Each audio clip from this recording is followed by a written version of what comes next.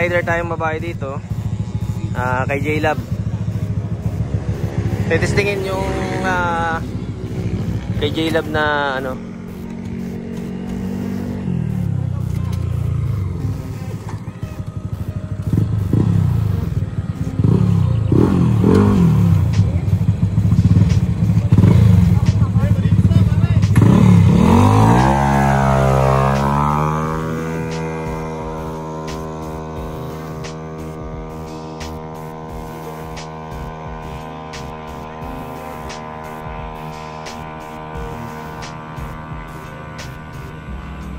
Ayos ah.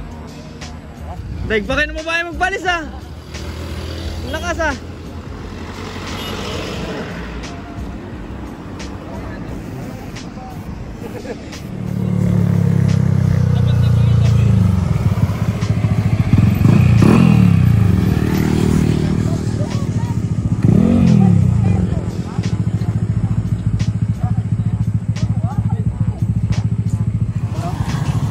Oh ha? Tangin na, horsepower. Ang throttle malaki yan. Power!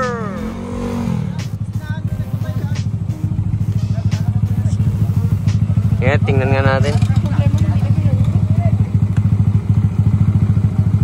Abot yun, abot.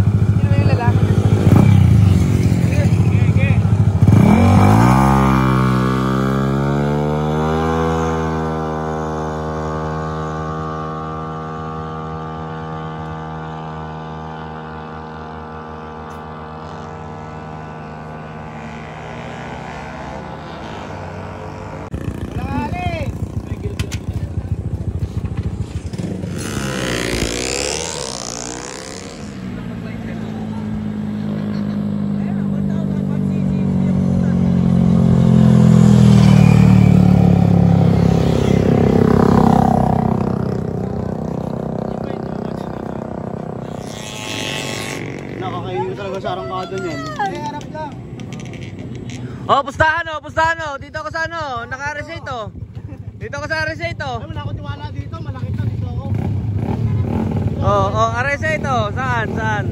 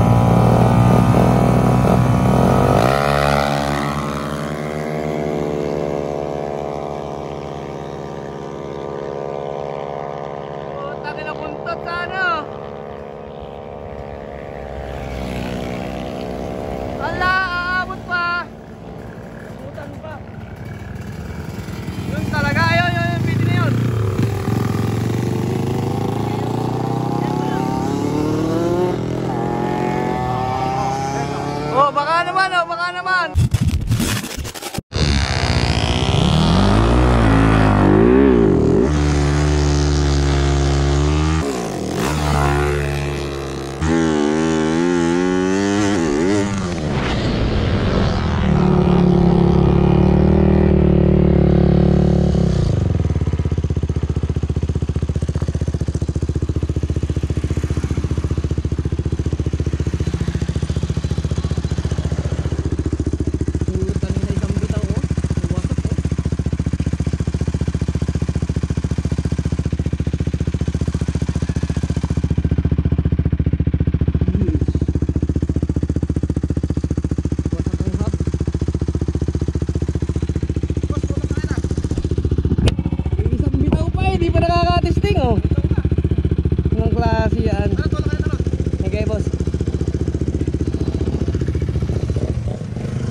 Tangina, hindi kinaya.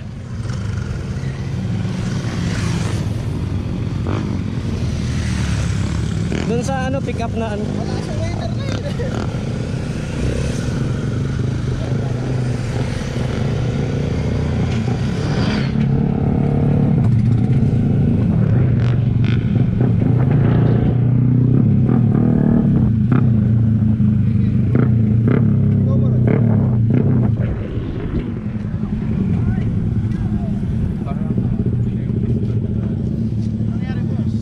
Durog, hindi kinaya.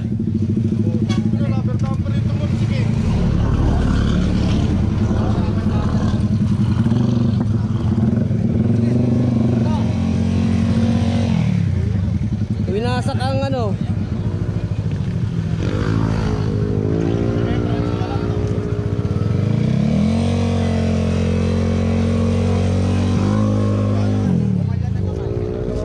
Hindi kinaya ng pressure, oh.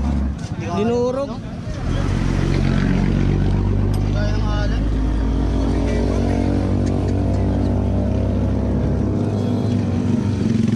Hindi talaga kaya ng pera niya.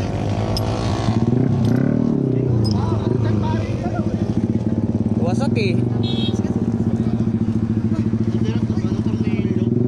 Isang piti ko lang ganyan eh. Pagpita ko, wasak na eh. So nagpalis ako kanina, ayan ang nangyari. Durog na durog oh. Ito oh. Hub, parang ano oh. Ito. Ay naku, pati yung ano nadali. Pati swing arm. Kaya pa na may balik yan. Yun lang. So andito tayo ngayon sa Mini Thailand ng Bulacan.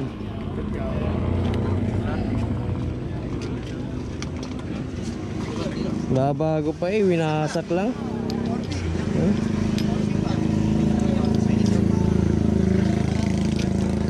Sheesh. Okay, so naka-impake na kami. And sinakay ko na si Stalker kasi injured. Kung nakikita nyo, dinurog niya itong hub. Dinurog niya yan kanina. Ngayon kailangan kong maghanap ng hub na matibay. Tapos ito, nakaisa kay J-Lab TV. Tapos dumating na si na Boss J. Meron dito kasamang 3,000 watts daw e-bike.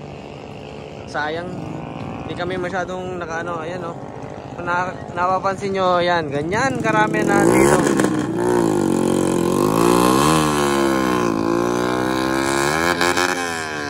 Hanggang dun yan. Dito kami sa Mini Thailand ng Pinas. Alright. So since injured si Stalker, magpapahinga muna siya. And ayun, I think hanggang dun lang muna yung vlog natin. Next week, nandito ulit kami. And hopefully, meron tayong mga big bike na makalaban. Sabi ni Boss J, meron daw siyang i-invite na mga big bike. Alright.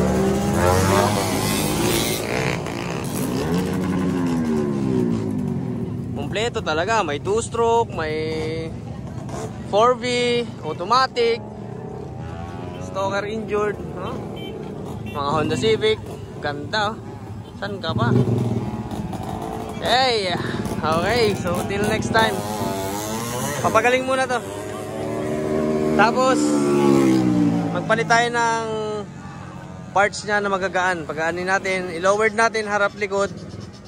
Tapos palit na rin tayo ng tambutso kasi yung tambutso niyan is stock, maliit lang yan.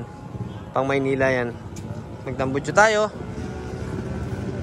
Pagpagaan, gulong, palilitin natin. Kombinasyon, flange shop, lowered. Malaking bagay na yan. Alright. Okay, so nakalas na namin itong ito yung natira sa flange shop ko. Yan. Wasak na wasak. Tapos puruin mo baga na masisira ito. Ayan o. Plato ng Raider yan ha. 43T. Stock. Ayan. Stock na sukat. 43T. 43,428. Oh, kinilo niya. Pati itong mga tornilyo. Wasak. Ang swing arm natin, ito ang kinalabasan. Ayan, sira. Tapos, ito, pingkot din. Tapos, ito. Ayan yun. Dito yun sa kabilang ito. Wasak. Yan ang ipapagawa natin kung mahahabol pa. Pero kung hindi na, eh patay tayo niyan. Papagawa tayo ng panibago. Siguro pag nagpagawa tayo ng bago, aloy na natin. Para ano, magaan. Ang dami nating hahabulin. Puro magbibigat ang tatanggalin natin, lahat ng mabibigat. Yan o, wasak o. Ano pa, may tama? May tama pa? Ito lang o. Pero tinan mo naman o, yung square niya hindi na square. Tragis na yan. Anong bagsik nito?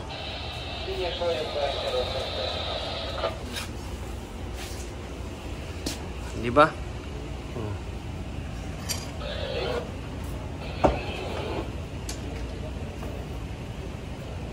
So kakalasin namin itong swing arm and papagawa ko. Sana mahabol. Kung hindi na, hindi wala na tayong magagawa. Pero kaya pa naman yan siguro. Yun, no? Wasak na wasak oh.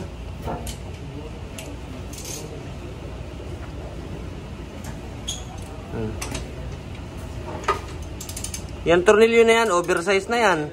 Hindi na yan kasi laki ng normal na pang ano, pang sprocket. In-oversize ko pa yan. Para hindi ka ako masira, pero ganyan pa rin ang ginawa nyo. Wasak na wasak ang puso ni Nasty Mac. Dito, okay naman ito. Yun lang talaga. You know, pati ito. Ay, dukit-dukit din eh. Day tayo dyan. Malaki-laking habulin pa natin yan. Right.